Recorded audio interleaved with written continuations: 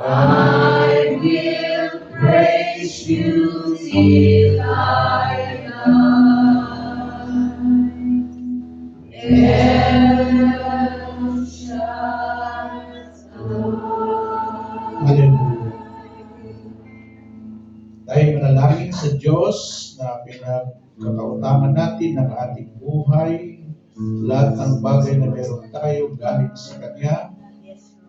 Sa ngalan ng Ama, ng Anak at ng Espiritu Santo. Amen. Ang Diyos namin ang mga sa langit, narito po ang mga kapatid namin Sunday Group na kung saan sa loob ng isang linggo, sinamahan mo kami, pinagpala mo kami, kalakasan, kalusugan at walang karamdaman.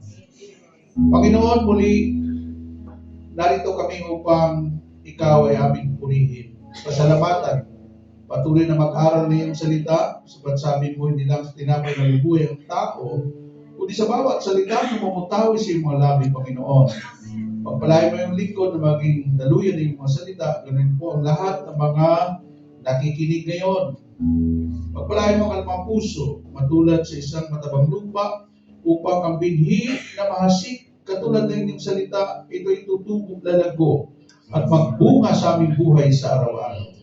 Sa iyo namin pinagkatiwala ang fellowship nito, simula nga sa matapos, mangyari ang inyong kalooban sa ngalan ng Ama, Anak at ng Espiritu Santo.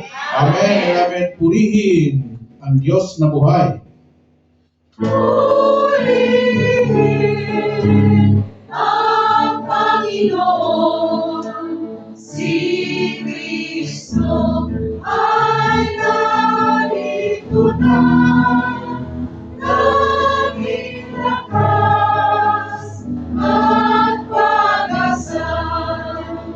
Hallelujah, hallelujah.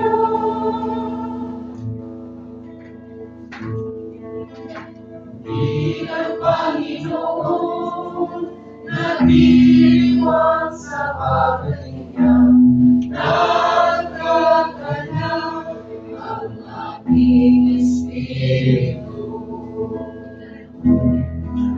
Si Kristo ay narito na, halika na iwasan na, tayo ay tutulungan niya. Purihin ang Panginoon, si Kristo ay narito na, naging lakas at pag-asa. Hallelujah, hallelujah.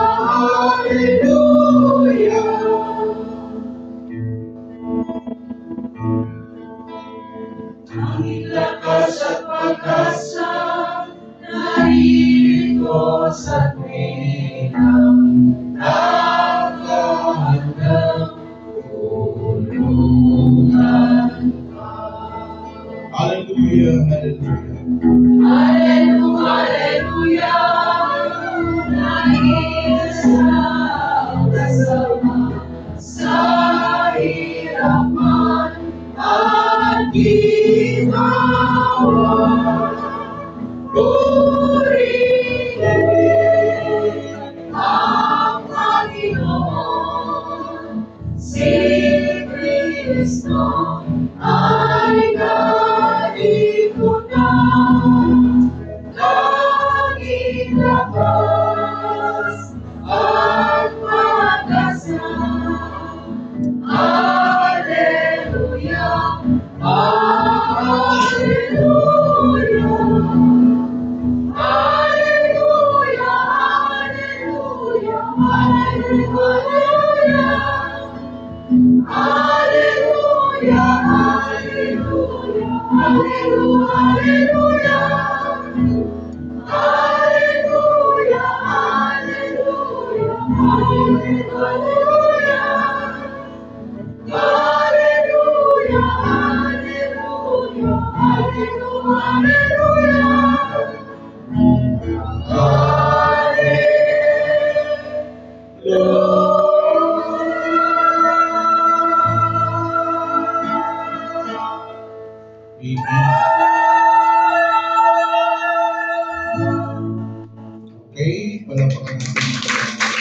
is good all the time. Yan, ang ating pagninilay ngayon, isipin nyo, no? 25 years bago ako makabalik dito. Pero yung mukha ko noon, ngayon pa rin. Yan, 2000. Dumating ang visa ko from Japan, 2 years missionary. Dito ako galing sa Macau. Macau. No? So, sabi nga dito, ang ating topic, remember the goodness of God. Amen. No? Isa lang po ang verse na ating pagninilayan in Psalms 100 verse 5. Dito tayo sa 5 lang, no? Sipin mo, in 2 weeks in Macau, dito nakakatulog ako hanggang alas 11 ng ang gising ko umaga. Sa Hong Kong, 1 year. Monday to Sunday, wala akong day off doon. Ha? Kasi ang gawain doon, Monday to Sunday. Buti na si Brother Ted, 2 weeks lang siya doon, nagpalit kami. No? Pero sabi ni Brother Ted, ang pumalit sa akin ay kalbo. Si Buyog Balisbis. Pero yung parating masigit na kalbo. Alam niyo ba, pagdating ko sa Hong Kong, kalbo ako, tumubo ang buhok ko. Ha? Mamaya ko na kwento yan. Ha? In Psalms 100 verse 5, sabi po dito, the Lord is good. His love is eternal. In His faithfulness lasts forever. Amen. Sa Tagalog, mabuti ang Panginoon. Pag-ibig niya'y walang hanggan. Siya'y Diyos na mabuti, laging tapat kailanman. Amen. Ito ang mga salita ng Diyos. Sa Diyos.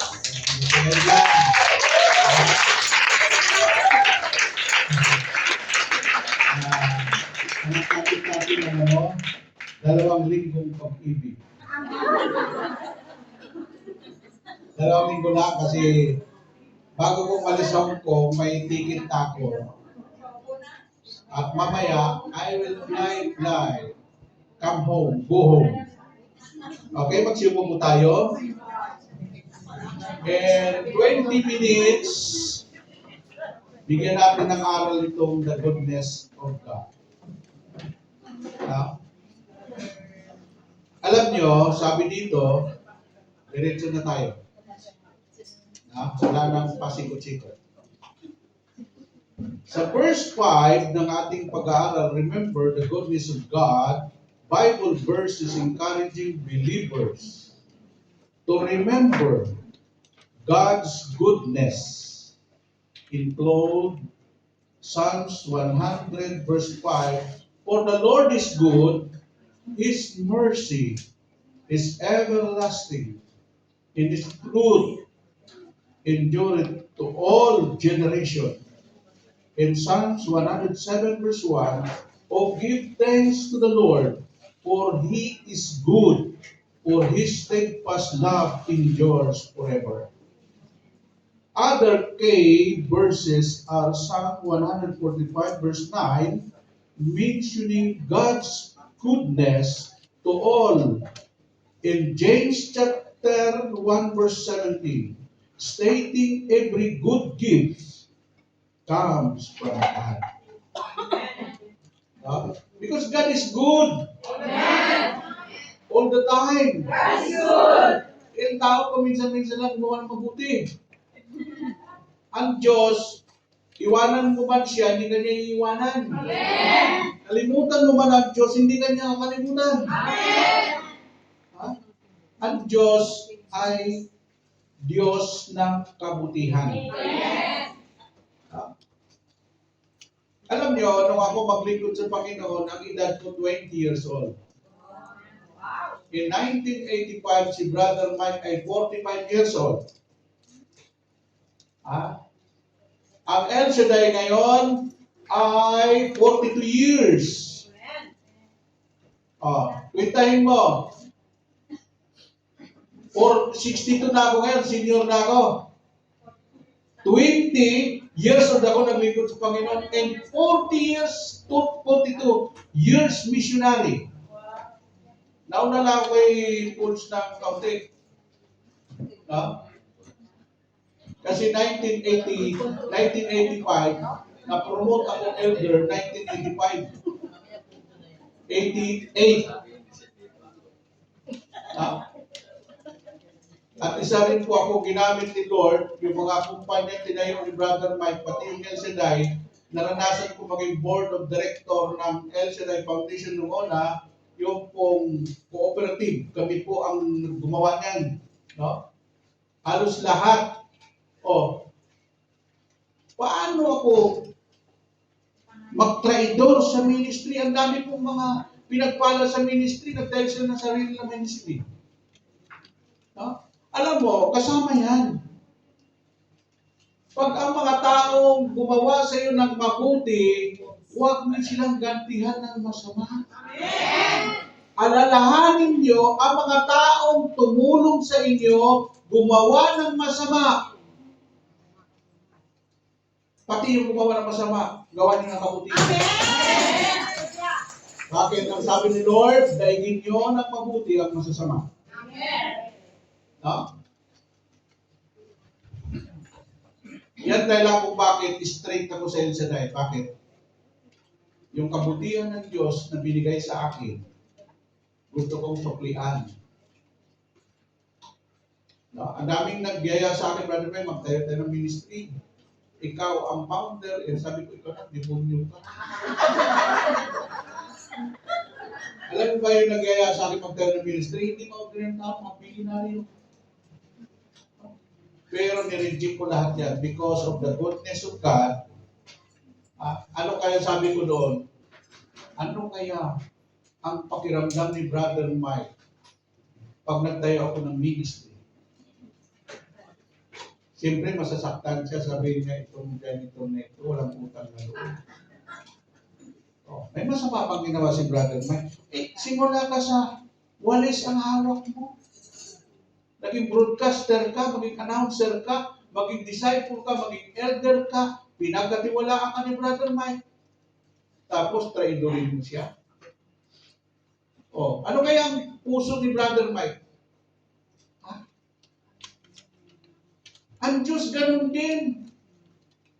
Hindi ba sinabi ng Panginoon sa 10 kitungin na gumaling sa Lucas 17 verse 17? Anong sinabi ni Lord doon?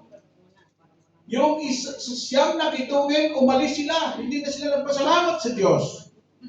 At yung isang gumaling na isang Samaritano, bumalik at nagpuri sa Diyos. Anong sinabi ni Jesus? Nasaan ang siyam? Nasaan sila? Hindi ba sila nagbalik at nagpuri sa Diyos? Dahil mga pinagpapala ang Diyos eh. Yung pinagpapala sila ng Diyos, tinalikuran nila ng Diyos. Ano na yan sa buhay nila? Nagkawindang-windang. Kapatid, huwag kang aalis sa Panginoon dahil sinabi ni Lord, wala kayong magagawa kung kayo'y buwain sa atin. Amen! Amen po ba? Amen!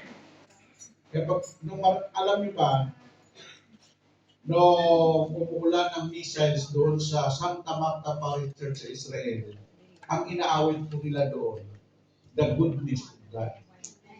Kahit po yung mga sundalo ng mga Israelites, ang Filipino soldier doon may 500 IDF soldier na anak ng mga Pilipino-Pilipina.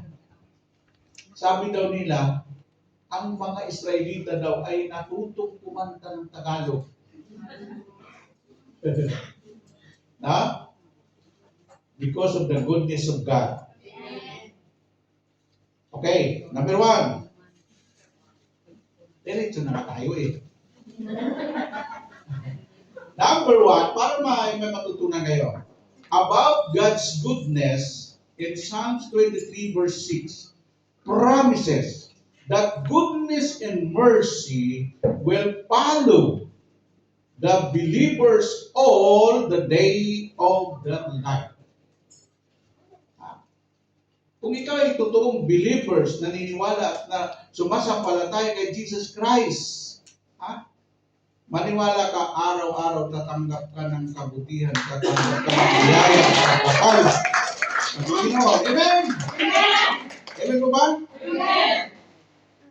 Maranasan mo yung paabot ng paabot, payaman ng payaman, paganda ng paganda, pasiksi ng pasiksi. Ngayon, yung mga wala kay Kristo, palubog ng palubog, palusyang ng palusyang. Pating mo gaganda ninyo. Ano ba dito? Ang edad, lola na, 60 na, pero mukhang 40 years old lang. Ay, nag-birthday ko kami. Yung edad ni Sister Lori, 62. Ako 62. Si Brother Paul, 62 rin. Brother Paul, bumili ka ng wig.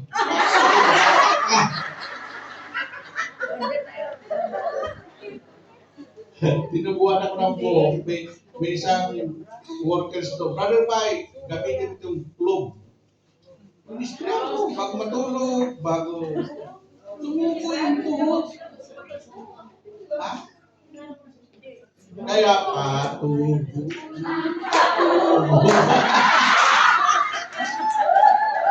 Alam mo si Buyet at saka si Edgar Relasio? Edgar Relasio yung papalit. Sinaw na yun, pwede mo na salaminan yung buhok. Ulo na.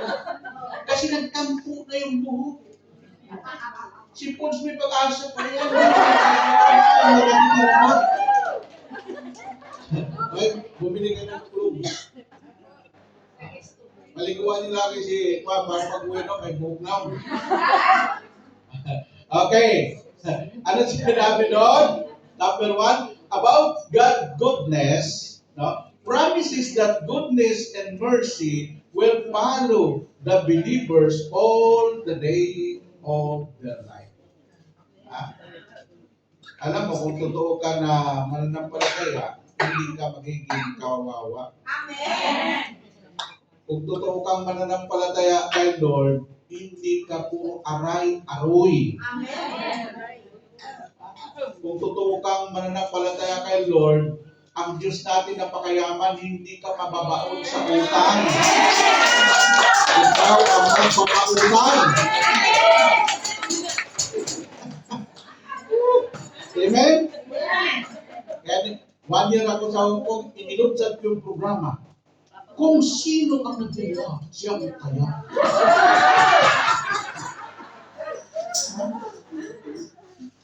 Tanungin mo yung mga workers doon kung may birthday. May kulang sobre sila sa akin. Baliktad mo, ang preacher ang bibigay. Tapos pag-iyaya ako sila sa, itong mga ito, gusto natin Starbucks, ayaw ng McDonald's. Kaya hindi ko na kayo mayaya kasi uuwi na ako. Palapakan natin ang Panginoon. Amen? Amen? Okay, number 2, about remembering God's goodness. Psalms 25, verse 6 up to 7, ask God to remember the believers for His steadfast love and goodness. Oh my goodness. And not their youthful sin. Alam mo yung kabutihan ng Panginoon, ibigin mo na yung mga kasalanan mo noon. Sabi nga, pag huminga ng tawad sa Panginoon, parang wala kang ginawa. Burado lahat ng iyong mga kasalanan. Alam mo kung bakit? Ang Isaiah 1:18, hali kayo at magliwanagan. Gaano makarami inyong kasalanan, kayo'y maruming pa sa kasalanan, kayo'y gagawin ko asin busila sa kabutihan. Sipin mo ang Diyos nagsabi, halika, anak, magliwanagan tayo. Ano ba problema mo? Lord, wala akong asawa. Ano ba problema mo? pera. Mabuti pa, Lord, yung pera may tao. Ako, tao, wala pera. Amen? Isipin mo ang Diyos nagsasabi, tingin si Maria Magdalena, 7 demonyo lumabas sa kanya. Nung pinatawad siya ni Lord, burado lahat ng kasalanan ni Maria Magdalena. Nung muling nabuhay si Jesus, alam mo ba kung saan nagpakita si Lord? Doon kay Maria Magdalena nauna. Kaya hindi usapin yung kasalanan. Ang gusto ni Lord, huwag kang manatili sa kasalanan, umahon ka dyan. Magbago ka na. At ang Diyos ay mabuti, patatawarin ka niya kung ano man ang iyong nakaraan, walang pakialam si Lord sa nakaraan mo. Ang importante, mahalaga, importante na balik mo sa Kanya. Amen! Amen mo ba? Number 3, how to remember the goodness of God. 3 ways to reprogram our mind. Ilagay niyo ang inyong isip dito sa inyong kamay. Ikaw isip. Mag-isip-isip ka. Alam mo ba ang trabaho ng mga computer programmer? Ha? Pag sira yung program, nire-reprogram nila. Amen? Mindset. Kung ang iniisip mo mahirap ka, hindi ka aawon sa hirap. Mamamatay kang mahirap. Pag iniisip mo yayaman ka talaga. Amen! Amen mo ba? Yung kaibigan ko, naging bilyonaryo, pero mahirap siya. Sabi niya, tama brother ba yung turo mo? Pagkasama mo lagi mahirap, hindi ka yayaman. Kasi puro kahirapan ang pinag-usapan. Sumama siya doon sa Hapon, na bilyonaryo sa Japan. Alam mo, tinulungan siya ng Hapon. Ngayon, bilyonaryo siya. Tanungin mo si Dave. Ang mga kontrata noon, hindi siya nangungontrata sa gobyerno. Alam niya kung gaano ka sa gobyerno. Private. No? Ang kontrata niya, 7 billion, 10 billion. Ha? Simula from rag to riches. Dati, kanal lang ang kanyang ginagawa ni engineer. Ngayon, ano sabi ng Hapon? Dahil bulis ka. Pinalinis sa kanya ng Hapon yung, what? Binigyan siya ng Hapon. Pagkatapos sabi ng Hapon, I will help you. What is your problem? Equipment? Binigyan siya ng magagandang equipment from Japan. Alam mo ba yung sa Rosario, Cavite, yung 30 hectares na warehouse, pinagawa sa kanya ng Hapon. Tapos may pinagawa pa sa kanya ngayon, doon sa kabilang one, mahigit 10 billion ang halaga ng kontrata. Alam mo kung sino ang advisor no? Yung kapatid ko na 6 na buwan sa grade 1 hindi nakapasa. Bigyan ni si Misoy. Yung kapatid kong preacher. Bakit? Ang advisor niya taga-Dasal, si Misoy. Ngayon, lahat ng proyekto ni Engineer si Misoy ang nagpupuan sa mga tao. Ang tao niya may 1,000. No? Bakit? Hindi po tayo pababayaan ng Diyos. Dahil yung tao yun, mapait po yun si Engineer. Amen. Matulungin. Alam niyo ba panahon ng pandemic? Lahat ng simbahan pinunta niya, binigyan niya mga palit ng 1 milyon. Sabi niya, mamatay man ako, basta nakatulog ako. Mga preacher, bigas, tulog. No? Kasi kung ginawa ka ng Diyos ng kabutihan, dapat mag-reflect yan sa buhay mo, gumawa ka rin ng mabuti. Woo! Okay, number 1. Di ba? 3 ways to reprogram our mind. Number 1, cultivate daily gratitude. I do this through my faithfully Stephen journal. Isipin mo, i-reprogram yung isip mo. daily gratitude. Lahat ng binigay siya na biyaya, marunong ka magtanaw ng utang na loob. Pati yung mga taong tumulong sa iyo para maging successful ka, huwag mo silang kalimutan. Gumawa ka rin ng mabuti sa kanila. Woo! Amen? No? Ako iniisip ko lahat yan, yung mga taong tumulong sa akin. Kaya ang daming alok sa akin, may walay sense, hindi ako kunin. Yung gratitude ko kay Brother Mike. Amen? Eh, yung mga tao walang utang na loob, mas malansa pa sa Israel. Dapat i-reprogram mo sa sarili, yung mga taong tumulong sa akin, huwag kong siraan. Yung mga taong tumulong sa akin, pasalamatan ko. Batiin ko man lang may birthday siya. Alam mo, pag yan ang nasa isip mo, pagpapalain ka talaga ni Lord. Amen! Number 2, ways to reprogram our mind, cultivate long-term gratitude. Write down that God has done in the past so we don't forget in the future. Hindi lang pala yung daily program, kundi long-term. Pangmatagalan habang buhay ka. Tanawin mo, utang na loob sa Diyos ang buhay mo, ang pamilya mo. Woo! Amen? Wow. Alam mo ba, hamak-hamakin na yung mga preacher? Ang mga preacher ngayon sa El Shaddai, ang mga anak nila, matagumpay na mga engineer, doktor, negosyante. Amen? Kaya, marami anak sitid na sa ibang bansa na. May mga engineer. Pero hindi kontraktor,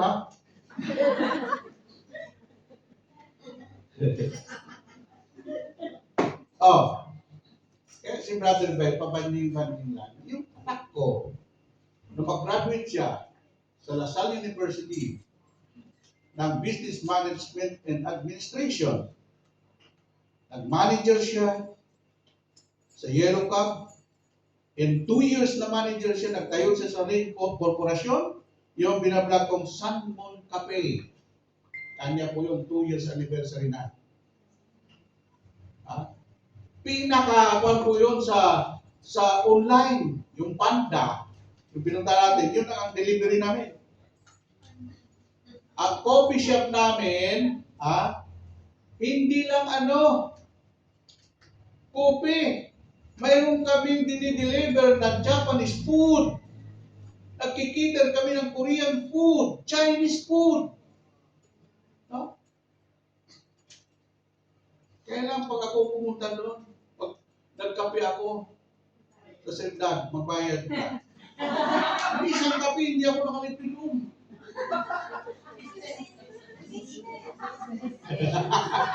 Ba't hindi pala ito mga business administration, no? Pero ngayon, maunlad siya. Yung kinita niya, ang bahay niya ngayon, siya may sarili, 10 million sa bahay. Dalaga pa yun. Tapos nagtayo ng rent-a-car. Sabi nga, dahil oras ka darating. Sinabihan ko na yung rent-a-car na sunduin ka. No? Pagkatapos noon, bago ako umalis, nakilala ko po yung pinakamayamang tao sa Pilipinas, si Dunya Ledesma. Sila po ang manufacturer ng bonus product sa lahat ng SM sa buong mundo. 35 years na sila. Anong sabi niya dito? Gusto mo magmanggaran noon? Sabi niya, may planta kami, may manufacturing kami, may food processing kami to. 37 years na kami nagsusupply sa lahat ng SM, exclusive kami doon, lahat ng bonus product doon, amin yun. Sabi ko, Ma, gawan mo ako kape. O siya yung gumawa sa akin ng buy kape. Kaya naitayo po yung Buy International Corporation. Pumunta kayo sa Manila, papaliguan ko kayo ng herbal coffee.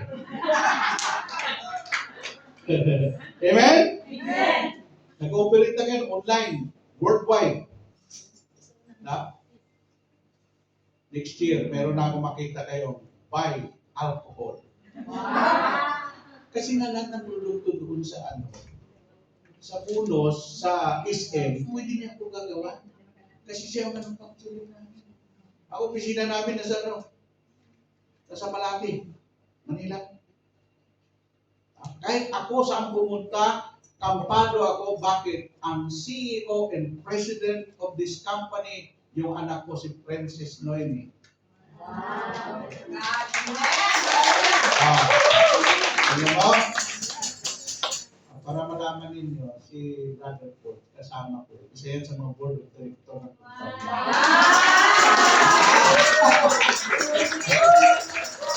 Mas maliit din yan, no? Tingnan nyo. Yung po kabutihan ng Diyos yun, dumarating po yun. Alam mo, dumarating yun? Sa takdang panahon. Maghintay ka lang, huwag ka magmamadali. Amen! Love. Ang muli. Number 3, choose to trust in God, goodness. It is a choice to believe in God, faithfulness, and goodness. Piliin mo na magtiwala sa Diyos kaysa tao. Amen.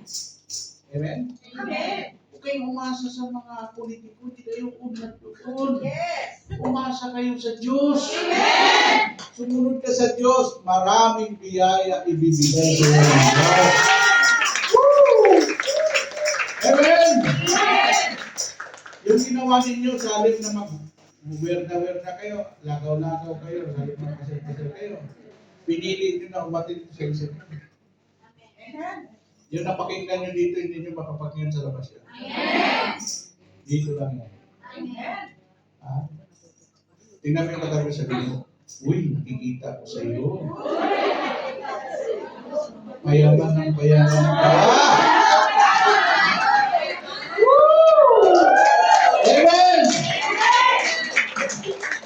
Tingnan mo yung katabi. Uy! Ganda mo yun Ang cute-cute mo pa ngayon! Sa totoo lang, hindi pula yun. Tandaan nyo. Noong naroon ako, nanonood sa migrant refugees, sinabi doon ng Consul General, 34,000 Pilipino here in Macau. Yan ang trabaho ko, protocol sa ambasador. Nung ako na-assign sa Singapore, Indonesia, Malaysia, Thailand, Brunei, 5 country. Pumupunta ako sa ambasador at hingi ko sa ambasador yung record ng Filipino community. Doon yung makikita sa Consul General, mayroon doong Engineer Association, Nurse Association, IT Association, yun ang hanapin nyo. Ha? Amen? Pero marami yung DH, Darling of the House Association.